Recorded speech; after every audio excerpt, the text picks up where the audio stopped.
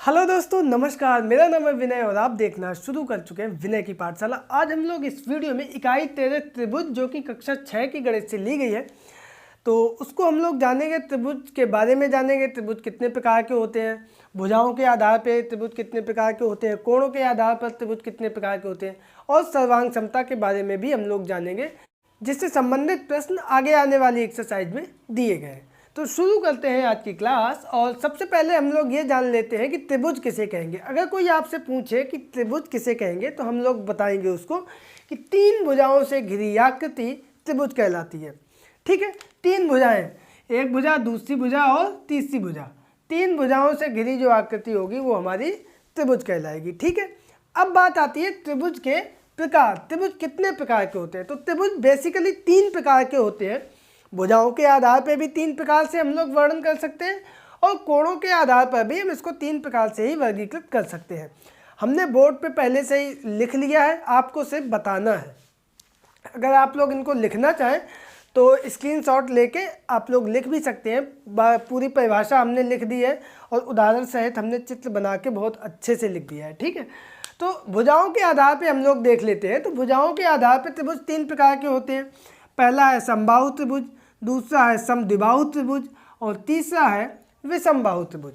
तो समबाहु त्रिभुज नाम से ही स्पष्ट है, सम यानी समान, बाहु यानी भुजाएं, समान भुजाएं। वह त्रिभुज जिसकी सभी भुजाएं बराबर होती हैं समबाहु त्रिभुज कहलाता है।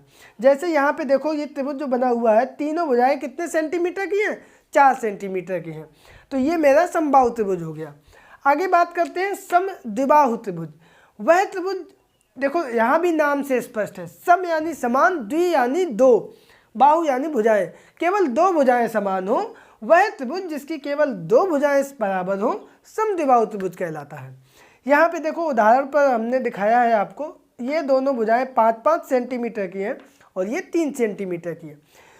कहीं पे ऐसा भी हो सकता है कि ये दोनों बराबर हो, ये अलग हो, या फिर ये दोनों भुजाएं बराबर हो और ये भुजा अलग हो, तो उसको भी हम लोग समद्विबाहु त्रिभुज की श्रेणी में ही रखेंगे। ठीक है, अंत में एक है विषमबाहु त्रिभुज। इसमें क्या होगा कि तीन में से कोई भी भुजा आपस में बराबर नहीं होगी, विषमबाहु त्रिभुज कहलाएगा। जैसे देखो, यहाँ पे हमने जो त्रिभुज बनाया है, ये 3 सेंटीमीटर की है, ये 4 सेंटीमीटर की है और ये 5 सेंटीमीटर की भुजा है। तो ये हमारा विषमबाहु त्रिभुज के अंतर्गत आएगा। ठीक है, अब हम कोणों के आधार पर देख लेते हैं। तो कोणों के आधार पे भी ये त्रिभुज जो है तीन प्रकार के होते हैं, न्यून कोण त्रिभुज, समकोण त्रिभुज और अधिक कोण त्रिभुज। तो देखो, न्यून कोण त्रिभुज किसे कहेंगे? वह त्रिभुज जिसके सभी कोण न्यून कोण होते हैं न्यून कोण त्रिभुज कहलाता है। अब यहाँ पे बात आती है, न्यून कोण किसे कहते हैं? तो ऐसा कोण जो 0 अंश से अधिक हो और 90 अंश से कम हो, वह कोण हमारा न्यून कोण कहलाता है। तो यानी कि ऐसा त्रिभुज जिसके सभी कोण 0 और 90 अंश के बीच में हो, तो वो न्यून कोण त्रिभुज कहलाएगा। जैसे यहाँ पे उदाहरण के तौर पे हमने जो चित्र बनाया है, इसमें एक 60 अंश का, एक 65 अंश का और एक 55 अंश का कोण है। तो ये जो है हमारा न्यून कोण त्रिभुज में आएगा। और एक चीज़, अगर हम तीनों कोणों को जोड़ेंगे तो तीनों कोणों के योग कितना आएगा? आगे आप लोग पढ़ेंगे भी, इसमें 180 अंश आएगा। तीनों कोणों को अगर हम जोड़ेंगे तो वो योग सदैव 180 अंश आता है। नंबर 2 पे है समकोण त्रिभुज। तो समकोण त्रिभुज में सबसे पहले ये जान लो, समकोण किसे कहते हैं? तो 90 अंश के कोण को हम लोग समकोण कहते हैं। 90 अंश यानी बिल्कुल सीधा, अगर एक लाइन ये है तो दूसरी बिल्कुल खड़ी लाइन, तो उस स्थिति में 90 अंश का कोण बनता है। तो वह त्रिभुज जिसका एक कोण 90 अंश का हो, तीनों कोण 90 अंश के हो ही नहीं सकते, है ना। तो एक कोण 90 अंश का हो तो वह त्रिभुज जो है हमारा समकोण त्रिभुज कहलाता है। परिभाषा इसकी इसी प्रकार से बता देंगे, वह त्रिभुज जिसका एक कोण समकोण हो समकोण त्रिभुज कहलाता है। और उदाहरण में आप देखेंगे कि ये कोण है समकोण है, ये कोण कुछ भी हो सकते हैं, क्योंकि तीनों कोणों का योगफल 180 अंश होता है। अंत में जो त्रिभुज है वो है हमारा अधिक कोण त्रिभुज। तो यहाँ पे भी हम लोग देख लेते हैं कि अधिक कोण किसे कहेंगे। तो देखो, 90 अंश से अधिक हो और 180 अंश से कम हो, 90 अंश से अधिक हो और 180 अंश से कम हो, तो ऐसे कोण को हम लोग अधिक कोण कहते हैं। अब फिर से वही बात आ जाती है, किसी त्रिभुज में एक से ज़्यादा अधिक कोण नहीं हो सकता, क्योंकि तीनों कोणों का योगफल 180 अंश होता है। तो एक कोण अधिक कोण होगा। चित्र में आप देख रहे होंगे ये कोण 120 अंश का है और ये कोण जाहिर सी बात है 90 अंश से कम ही होंगे जो भी होंगे। तो उस स्थिति में जो त्रिभुज बनेगा वो हमारा अधिक कोण त्रिभुज कहलाएगा। परिभाषा इसकी इस प्रकार से हम लोग लिख सकते हैं, वह त्रिभुज जिसका एक कोण अधिक कोण हो अधिक कोण त्रिभुज कहलाता है। और ये उदाहरण के लिए हमने ये चित्र बना दिया है जिसमें एक कोण 120 अंश का है। यहाँ पे 130 अंश का भी हो सकता है, 150 अंश का भी हो सकता है, ये वाला कोण 160 अंश का हो सकता है, तो ये दोनों कम होंगे। ये कोण 135 अंश का हो सकता है, तो ये दोनों कोण कम होंगे। ठीक है, एक कोण कुल मिला के अधिक कोण होगा तो वो हमारा अधिक कोण त्रिभुज कहलाएगा। ठीक है, तो ये थे त्रिभुज के प्रकार। आई होप कि आप लोग समझ गए होंगे। और अब हम लोग चलते हैं सर्वांग समता की ओर। तो सर्वांग सम हमारा कहा जाएगा कि जब दो आकृतियां एक दूसरे को पूर्णतः ढक लेती हैं तो उन आकृतियों को सर्वांग सम कहते हैं। जैसे उदाहरण के लिए ये हाथ है और ये हाथ है, अगर हम लोग इसको रखें तो ये हाथ पूरा सा इसके ऊपर आ जाएगा, अंगूठे के ऊपर अंगूठा, उंगलियों के ऊपर उंगलियां, हथेली के ऊपर हथेली। तो ये दोनों हथेलियां और ये पूरा हाथ कैसा हुआ? सर्वांग सम हुआ। कैसा हुआ? सर्वांग सम हुआ। तो वही परिभाषा है, जब दो आकृतियां एक दूसरे को पूर्णतः ढक लेती हैं, यानी कि जैसी एक है वैसी ही दूसरी हो, तो उन आकृतियों को सर्वांग सम कहते हैं। और इसको जो है इस चिन्ह से प्रदर्शित करते हैं। जैसे कोई एक त्रिभुज और दूसरा त्रिभुज सर्वांग सम है तो ऐसे हम लोग लिख देंगे। ठीक है, अब दो रेखाखंड सर्वांग सम होंगे यदि उनकी लंबाई समान हो। कुल मिला के जैसा एक है वैसा ही दूसरा हो। दो वृत्त सर्वांग सम होंगे अगर उनकी त्रिज्या समान है। त्रिज्या समान होगी तभी तो दोनों वृत्त आपस में बराबर होंगे। इसकी त्रिज्या 2 सेंटीमीटर है, इसकी भी 2 सेंटीमीटर हो, तो अभी तो ये दोनों वृत्त बराबर होंगे। ठीक है, तो ये तो हो गया सर्वांग सम की बात। अब हम लोग एक्सरसाइज की तरफ चलते हैं और इसमें मेरा पहला प्रश्न दिया गया है कि निम्नांकित चित्रों को काटिए, प्रत्येक को 2 भागों में इस प्रकार मोड़िए कि दोनों भाग सर्वांग सम हो जाए। यहाँ पर 4 चित्र दिए गए हैं और इनको ऐसी जगह से काटना है कि दोनों हिस्से जो है वो सर्वांग सम हो जाए। तो देखो हमने ये कुछ चित्र भी ले लिए हैं, पहले से ही काट के रखे हैं ये चारों। तो सबसे पहली आकृति ये है आयत। क्या है? आयत। तो ये हमने आयत लिया। अब इसको हम कहाँ से काट सकते हैं? या तो हम ऐसे बीच से काट सकते हैं, जैसे यहाँ से बिल्कुल बीचों बीच से यहाँ से काट देंगे तो ये दोनों एक दूसरे के ऊपर आ जाएंगे, सर्वांग सम हो जाएगा। या फिर हम इसको यहाँ से भी काट सकते हैं तो भी सर्वांग सम। अब देखो ये हिस्सा और ये हिस्सा, इसको अगर हम यहाँ से काट देंगे या फाड़ देंगे तो ये पूरा जो है सर्वांग सम हो जाएगा। या फिर इसको हम लोग ऐसे कर दें तो भी ये पूरा हिस्सा सर्वांग सम हो गया। आपको हम दिखा देते हैं।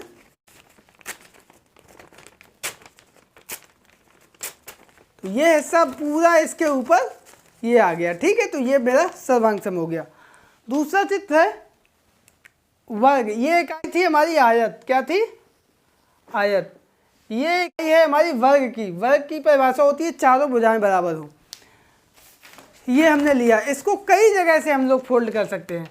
जैसे आयत में किया, यहाँ से भी बीच से काट सकते हैं, यहाँ से भी बीच से काट सकते हैं, यहाँ से भी बीच से काट सकते हैं, यहाँ से भी बीच से काट सकते हैं, कहीं से भी काटेंगे सर्वांग सम। यहाँ से काटेंगे तो भी एक दूसरे के ऊपर आ जाएगा, त्रिभुज बन जाएंगे।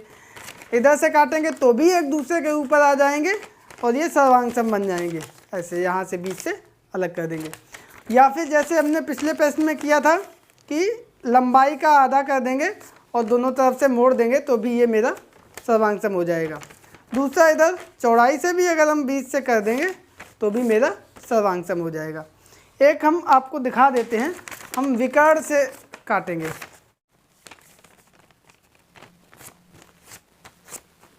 वर्ग में कहीं से भी काट सकते हो बीच से। कहीं से मतलब इन 6 जगहों से। कहीं से मतलब ये नहीं है कहीं से भी कर दो। ये कर दिया तो ये भी और ये दोनों एक दूसरे के ऊपर आ गए। ठीक है, अब कहीं का मतलब ये भी नहीं कि यहाँ से ऐसे कर दो तो नहीं सर्वांग सम होगा। ठीक है, तो हमें यहाँ से बीच से, ये यहाँ से या फिर विकर्णों से, इस यहाँ से अगर हम काटेंगे तो दोनों आकृतियाँ जो बनेगी वो मेरी सर्वांग सम होगी। अब बात आती है इस त्रिभुज की। ये भी हमने इस चित्र में बना रखा है, पहले से ही काट रखा है, तो ये काट लिया। अब ये हम कहाँ से फोल्ड करें? अब देखो, अगर हम यहाँ से करते हैं तो सर्वांग सम नहीं होगी दोनों आकृतियाँ। यहाँ से अगर हम मोड़ते हैं तो देखो ऊपर वाला हिस्सा कम और नीचे वाला हिस्सा ज़्यादा चौड़ा है। तो ये यहाँ से अगर हम फोल्ड करेंगे ऐसे, यहाँ से अगर हम काटेंगे तो ये हिस्सा और ये हिस्सा, ये दोनों हिस्से एक दूसरे के ऊपर बराबर आ जाएंगे। देखो किस तरीके से,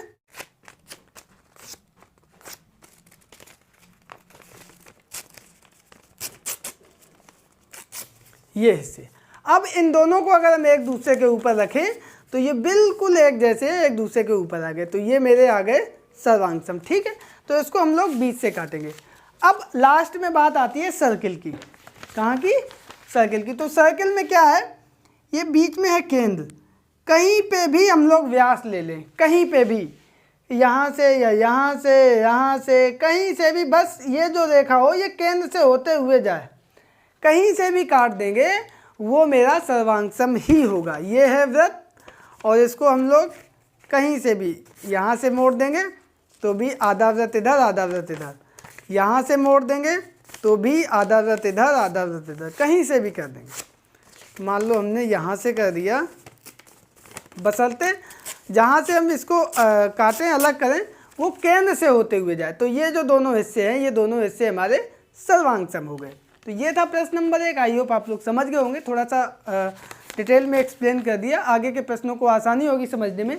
तो अब हम लोग चलते हैं दूसरे प्रश्न पर। तो बच्चों यहाँ पर हमारा दूसरा प्रश्न है कि नीचे बने चित्रों को यदि बिंदुवार रेखाओं पर दो भागों में मोड़ा जाए तो प्रत्येक के दोनों भाग सर्वांग सम है या नहीं। अपनी अभ्यास पुस्तिका में प्रत्येक के समक्ष हाँ या नहीं में उत्तर दीजिए। देखो, अभी हमने आपको बताया था कि हम एक निश्चित जगह पे जब किसी चीज़ को फाड़ते हैं या मोड़ते हैं या काटते हैं तभी वो सर्वांग सम होता है। ठीक है, जैसे ये देखो, अब ये जो है, कहाँ से अगर हम इसको काटें या मोड़ें तो सर्वांग सम हो, यहाँ से बीच से या फिर इधर से। लेकिन अगर हम कहें आपसे कि हम ऐसे मोड़ दें तो देखो कहीं हुआ, ये हिस्सा अलग है, ये हिस्सा अलग है। तो एक निश्चित जगह पे ही मोड़ने पे सर्वांग सम आकृतियों में बदलती है वो आकृति। तो यहाँ पे देखो, ये बिल्कुल बीचों बीच से बता रहा है, इसका मतलब ये नीचे वाला हिस्सा और ऊपर वाला हिस्सा ये दोनों सर्वांग सम हो जाएंगे, हाँ लिख देंगे। ठीक, यहाँ पे देखो हम यहाँ से मोड़ने को कह रहे हैं, तो यहाँ से अगर मोड़ेंगे तो ये हिस्सा देखो, इसकी आकृति छोटी है, इसकी आकृति बड़ी है और ये बराबर नहीं है, तो यहाँ पे हम सिंपल सा नहीं लिख देंगे। यहाँ पे देखो ये वर्ग मालूम पड़ता है और ये यहाँ से मोड़ने को कह रहा है। आपको मैंने बताया था वर्ग जो है विकर्ण से भी अगर मोड़ेंगे तो दोनों आकृतियाँ बराबर आएंगी। त्रिभुज बन रहा है, यहाँ पे भी समकोण त्रिभुज दोनों बन रहे हैं, तो ये हाँ हो जाएगा। यहाँ पे देखो वृत्त है और ये हमें प्रतीत हो रहा है कि त्रिज्या से मोड़ रहा है, तो त्रिज्या से अगर हम मोड़ेंगे तो दोनों हिस्से जो है बराबर होंगे। ठीक है, इस आकृति पे आते हैं। यहाँ पे देखो ये अधिक कोण त्रिभुज है और यहाँ से ये मोड़ने को कह रहा है, तो ये हिस्सा बड़ा है, ये हिस्सा छोटा है, तो ये भी मेरा सर्वांग सम हिस्से में नहीं टूट रहा है, तो यहाँ पे आएगा नहीं। ठीक, यहाँ पे देखो आयत है, तो आयत है और यहाँ पे भी देखो ये यहाँ से मोड़ने को कह रहा है, तो यहाँ पे देखो आयत है और ये आयत है और यहाँ से मोड़ने को कहेगा, तो ये भी देखो समकोण त्रिभुज बन रहा है और यहाँ पे भी समकोण त्रिभुज बन रहा है। ये भुजा इसके बराबर है, ये भुजा इसके बराबर है, ये कोण बराबर है, ये भी कोण ये कोण के बराबर है, ये कोण इस कोण के बराबर है। तो कुल मिला के ये भी आकृति हमारी दोनों एक दूसरे के ऊपर आ जाएंगी और ये भी हमारा सर्वांग सम हो जाएगा, तो यहाँ पे लिख देंगे हाँ। ठीक, अंत में एक आकृति और बनी हुई है और यहाँ पे देखो ये यहाँ से मोड़ने को कह रहा है, तो यहाँ से हम मोड़ेंगे तो ये देखो त्रिभुज की शेप अलग है, इस त्रिभुज की शेप अलग है, स्पष्ट देखने से प्रतीत हो रहा है। ये थोड़ा छोटा लग रहा है और ये वाला त्रिभुज नीचे वाला थोड़ा बड़ा लग रहा है, तो ये भी एक दूसरे के ऊपर रखेंगे तो पूरा सा फिट नहीं आएगा, तो ये हमारा सर्वांग सम नहीं है, दोनों हिस्से एक दूसरे से अलग अलग होंगे। तो इस प्रकार से आपने देखा कि एक निश्चित जगह से अगर हम मोड़ेंगे तो वो दो हिस्से जो अलग अलग होंगे वो दोनों एक दूसरे के सर्वांग सम होंगे और नहीं तो वो सर्वांग सम नहीं होंगे। ठीक है, तो उम्मीद करते हैं ये प्रश्न नंबर 2 आप लोग समझ गए होंगे। अब चलते हैं अगले प्रश्न पर। तो बच्चों यहाँ पर हमारा तीसरा प्रश्न है कि निम्नलिखित त्रिभुजों को उनके कोणों के आधार पर वर्गीकृत कीजिए। आपको बताया था त्रिभुजों के प्रकार कोणों के आधार पर और भुजाओं के आधार पर। तो यहाँ पे कोणों के आधार पर बताने हैं। 3 प्रकार के होते हैं, समकोण त्रिभुज, अधिक कोण त्रिभुज, न्यून कोण त्रिभुज। तो इसमें से वही हमें देखना है। तो देखो इसमें एक कोण 90 अंश से अधिक है, तो ये मेरा होगा कौन सा त्रिभुज? अधिक कोण त्रिभुज। एक भी कोण अगर 90 अंश से अधिक है तो वो त्रिभुज हमारा अधिक कोण त्रिभुज कहलाएगा। यहाँ पे देखो ये त्रिभुज जो है इसमें कोई भी कोण जो है 90 अंश या उससे अधिक नहीं है। तो 90 अंश का भी नहीं है, 90 अंश होता तो समकोण त्रिभुज होता, 90 अंश से अधिक होता तो अधिक कोण होता। तो ये हमारा है न्यून कोण त्रिभुज। इसमें सारे कोण जो हैं न्यून कोण हैं, तो इसलिए ये हमारा न्यून कोण त्रिभुज हो गया। ठीक, अब आते हैं अंतिम चित्र पर और यहाँ पे देखोगे एक कोण हमारा 90 अंश का है। तो जहाँ पे भी एक कोण 90 अंश का आ जाता है उस त्रिभुज को हम लोग कहते हैं समकोण त्रिभुज। और इसी समकोण त्रिभुज में पाइथागोरस ने आगे चल के एक प्रमेय बनाई थी, उसको पाइथागोरस प्रमेय कहते हैं। उसको हम लोग अगली क्लास में पढ़ेंगे। ठीक, तो ये था हमारा प्रश्न नंबर 3। अब प्रश्न नंबर 4 पर चलते हैं। वो है हमारा कि निम्नलिखित त्रिभुजों को उनके भुजाओं के आधार पर वर्गीकृत कीजिए। अभी हम लोगों ने कोणों के आधार पर वर्गीकृत किया है, अब हम भुजाओं के आधार पर देखेंगे। तो इसमें भी त्रिभुज 3 प्रकार के होते हैं, समबाहु त्रिभुज, समद्विबाहु त्रिभुज और विषमबाहु त्रिभुज। तीनों भुजाएं बराबर होंगी समबाहु त्रिभुज, 2 भुजाएं बराबर होंगी समद्विबाहु त्रिभुज और कोई भी भुजा बराबर नहीं होगी तो विषमबाहु त्रिभुज।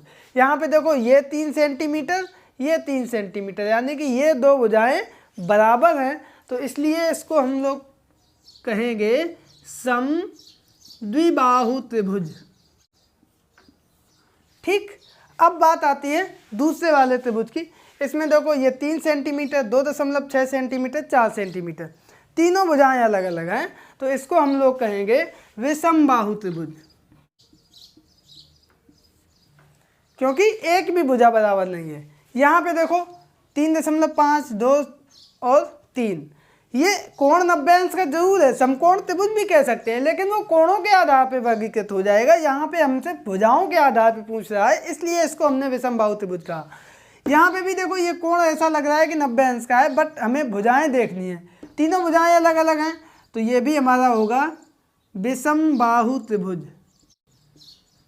और अंत में जो चित्र बना हुआ है उसमें आप देखेंगे ये भी 3 सेंटीमीटर, ये भी 3 सेंटीमीटर, ये भी 3 सेंटीमीटर, तीनों भुजाएं आपस में बराबर हैं, तो इसलिए हम इस त्रिभुज को कहेंगे समबाहु त्रिभुज। ठीक है, तो ये प्रश्न नंबर 4 हो गया। आई होप कि आप लोग इसको समझ गए होंगे। अब चलते हैं अगले प्रश्न पर। तो बच्चों यहाँ पे हमारा 5वां प्रश्न है कि नीचे 2 रेखाखंड दिए गए हैं, दोनों रेखाखंड सर्वांगसम है।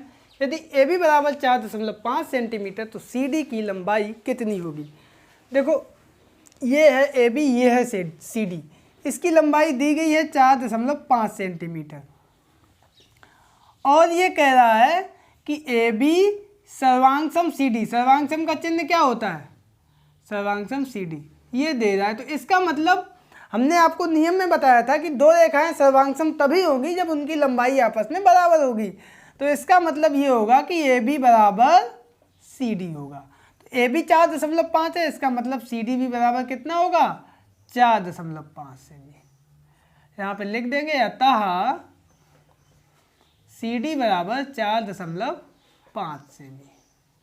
ठीक, यही हमारा आ जाएगा आंसर। ठीक है, आगे वाले प्रश्न पर चलते हैं। वो है चित्र में ए बी सी डी एक रेखा पर स्थित बिंदु है, रेखाखंड सी ए बराबर बी डी, सी ए ये बराबर है इसके, ये रेखाखंड इसके बराबर है, तो ये कह रहा है सी बी और ए डी बराबर होंगे कि नहीं। देखो इसको हम यहाँ पे लगा देते हैं कि लिखेंगे कैसे, सी ए बराबर बी डी।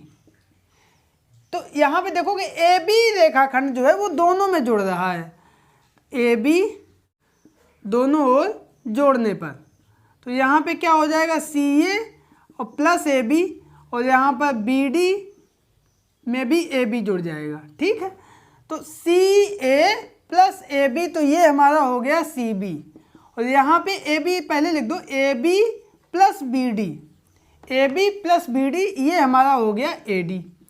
तो यहाँ पे देखो सी बी बराबर ए डी आ गया कि नहीं आ गया, यही हमसे पूछा है सी बी और ए डी बराबर है कि नहीं है। तो हम लिख देंगे हाँ सी बी व ए डी आपस में बराबर है, यही हमारा आंसर आ जाएगा। देखो हुआ क्या, ये दो रेखाखंड आपस में बराबर कह रहा था, तो ये एक निश्चित रेखाखंड दोनों में जुड़ गया, इधर भी जुड़ गया इधर भी जुड़ गया, तो इसलिए वो दोनों बराबर के बराबर ही रहे। ठीक है, अंत में एक प्रश्न दिया गया है, वो है हमारा नीचे बने चित्र में कोण ए ओ बी यानी कि ये कोण बराबर है सी ओ डी इस कोण के, तो क्या ए ओ सी बराबर होगा बी ओ डी के। वही काम जो रेखा के साथ था वही यहाँ पे कोण के साथ है। ये कोण कह रहा है इस कोण के बराबर है, तो ये बीच में एक हिस्सा इसमें भी जोड़ दिया गया, इसमें भी जोड़ दिया गया, तो चूंकि समान हिस्सा दोनों में जोड़ा गया है इसलिए ये दो कोण भी आपस में बराबर होंगे। लिखेंगे कैसे वो आप यहाँ पे देख लो, दिया है क्या दिया है, कोण ए ओ बी बराबर कोण सी ओ डी। अब यहाँ पे कोण बी ओ सी दोनों में जोड़ देंगे। ठीक है, कोण बी ओ सी दोनों ओर जोड़ने पर, तो यहाँ पे कोण ए ओ बी प्लस कोण बी ओ सी, इधर भी कोण बी ओ सी प्लस कोण सी ओ डी। तो यहाँ पे देखो कोण ए ओ बी और बी ओ सी, तो ये पूरा एक कोण हो गया ए ओ सी, कोण ए ओ सी। यहाँ पे देखो बी ओ सी और सी ओ डी, और ये पूरा कोण एक हो गया बी ओ डी, कोण बी ओ डी। तो यही पूछा था कि क्या ये दोनों बराबर हैं, तो यहाँ पे मेरे निकल के आ गए कि हाँ ये दोनों बराबर हैं। लिख देंगे हाँ दोनों कोण कोण ए ओ सी व कोण बी ओ डी आपस में बराबर है, और यही हमारा आंसर आ जाएगा। तो बच्चों ये था हमारा प्रश्न नंबर 7, और इसी के साथ हमारी ये एक्सरसाइज कंप्लीट होती है। आई होप कि आप लोगों को ये पूरी एक्सरसाइज बहुत अच्छे से समझ में आई होगी। वीडियो पसंद आने पर इसको लाइक करें, दोस्तों के बीच में शेयर करें, चैनल पर पहली बार आए हैं तो इसको सब्सक्राइब करके ऑल नोटिफिकेशन प्रेस कर लीजिए। मिलते हैं अगले वीडियो में एक नई एक्सरसाइज के साथ, तब तक के लिए नमस्कार।